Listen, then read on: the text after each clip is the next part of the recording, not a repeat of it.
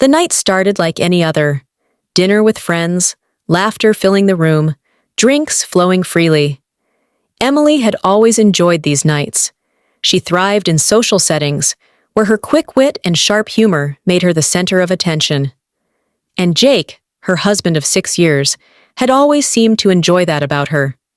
Or at least, that's what she had thought. The conversation had turned to relationships, to marriage, to the little things that made it work, or didn't. Someone, maybe Sarah, had turned to Emily with a teasing smile and asked, "So Emily, what's the secret to staying married so long?"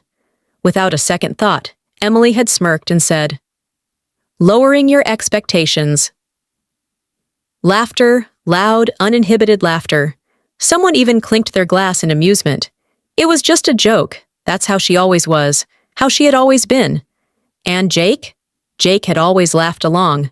But when she turned to him, expecting the same easy grin he always gave her, she saw something different. His face was frozen, the corners of his mouth pulled slightly in what should have been a smile, but his eyes were empty. The rest of the dinner passed as usual, at least for everyone else. But for Emily, the air in the room had shifted. Jake barely spoke. He barely looked at her. The drive home was suffocatingly silent. She had turned the radio on, hoping the music would fill the space between them, but it only made it worse. He was gripping the steering wheel tighter than usual, his knuckles white. Finally, she sighed and said, "Jake, it was a joke." His jaw tensed, and for a moment, she thought he wouldn't respond. But then, in a quiet, almost defeated voice, he asked, "Was it?" She frowned. "Of course it was.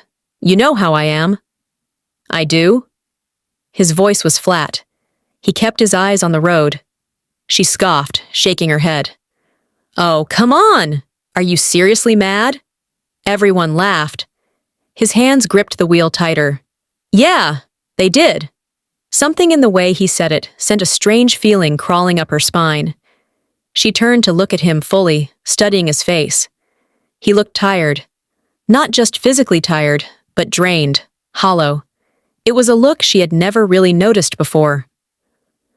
That night, he didn't come to bed. She found him on the couch, his arm draped over his eyes. When she called his name, he didn't answer. The next morning, he barely said 2 words before leaving for work. Days passed, then a week, and things didn't go back to normal. The easy laughter, the small touches, the effortless conversations, all of it faded into something strained, something distant. She didn't understand. It was just a joke. Then, one evening, he came home, walked into their bedroom, and started packing. She stood in the doorway, watching him, her heart pounding. "Jake, what the hell are you doing?" He didn't stop. He neatly folded his shirts, placed them in his bag, zipped it up. "Jake," her voice rose. "Talk to me." He exhaled sharply, closing his eyes for a brief second before turning to face her. "I can't do this anymore, Emily." "Do what?" Her voice wavered, frustration bubbling beneath the panic. "You're leaving over a stupid joke?" He shook his head. "It's not just the joke." His voice was quiet, but firm. "It's the way you look at me, the way you don't." She felt a sting in her chest. What the hell does that even mean? His gaze met hers, and for the first time in weeks, she saw the rawness in his expression. "It means I don't think you ever really saw me, Emily. Not the way I saw you." She let out a breathless laugh, because that's what she did when she was uncomfortable, when she didn't know what else to say. "Jesus, Jake, stop being so dramatic."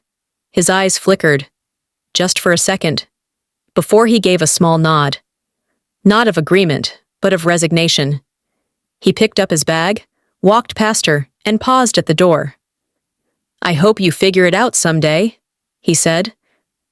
Then he was gone.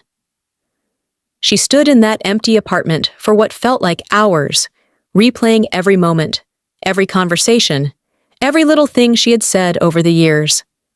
One careless joke, one failed marriage, and now he was gone forever.